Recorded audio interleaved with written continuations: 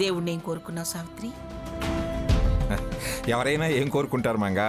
నువ్వు తిరిగి పూర్వస్థితికి రావాలని కోరుకుంటారు. నేను మాత్రం ఈ ప్రయాణం ఏ ఆటంకం లేకుండా సాగిపోవాలి, ఆనవాయితీ నిలవాలని మొక్కుకున్నాను. నేను కూడా అదే మొక్కుకున్నాను. వెళ్ళొస్తాను సేటి గారు, చాలా థ్యాంక్స్.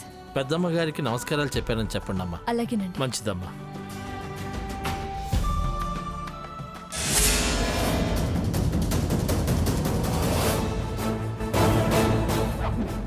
బావున్నావా మంగా? నా బాగోగులు నీకెందుకు? నీ దారి నేను వెళ్ళు.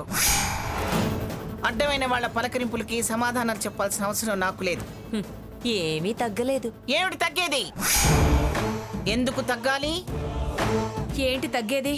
ఎందుకు తగ్గాలి? రాజ్యాలు పోయినా రాజసం తగ్గలేదు,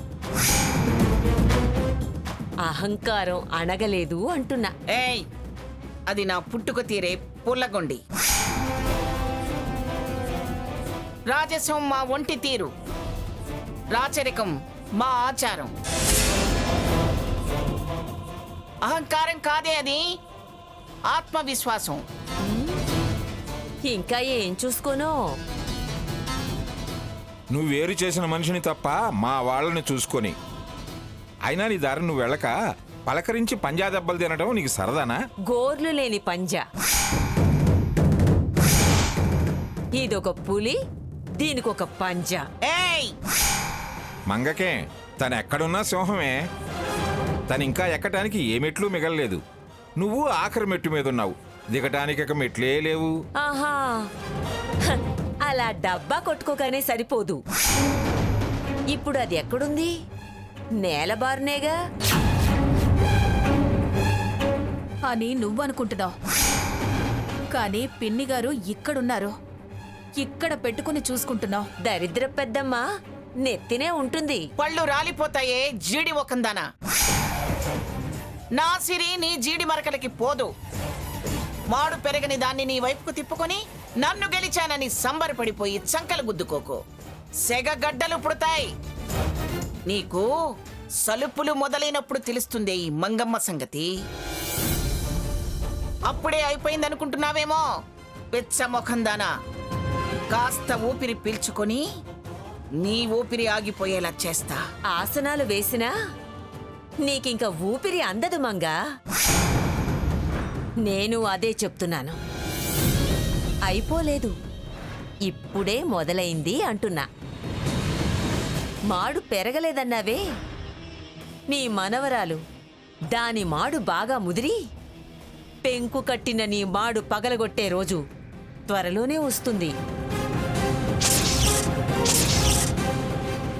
నన్ను నా మనవరాల్ని అవమానించినందుకు నీకేం లేకుండా ఎవరూ కాకుండా చేస్తా. అలమటించి అలమటించి నా కాళ్ల బేరానికి వచ్చేలా చేస్తా. నోరుమై! అమ్మా, అలాంటి వాళ్ళది నిజమైన ప్రేమ కాదు, అది వ్యామోహం. ఎగ్జాక్ట్లీ చిన్నత్త, నిజంగా ప్రేమించుకున్న వాళ్ళు అలా చేయరు. ఎంత మనసు విరిగిపోతే కన్న కూతుర్ని పట్టుకొని మా దృష్టిలో చచ్చిపోయా ఉంటుందా తల్లి? అది సరే అమ్మా, తన కూతురుతో తన మాట అనేటప్పుడు ఆమె మాటల్లో వ్యథ, కళ్ళల్లో బాధ గమనించావమ్మా? పెద్దబాబుకు బర్త్డే విషెస్ చెప్పు కూడా వెళ్ళాం కదా. ఊరికే ఎలా కాలిపోతుంది? మంట పెడితేనో పడితేనో తగలబడుతుంది.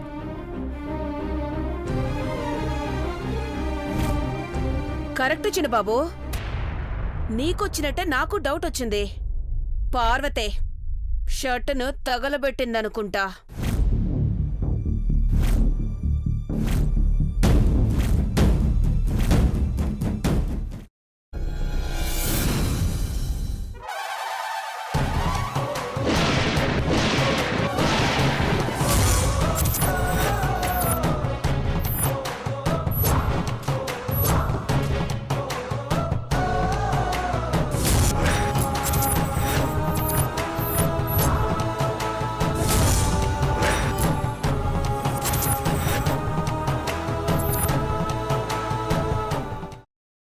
తర్వాత పొట్టు తీసేసి చాప్ చేసి పక్కన పెట్టుకోవాలి.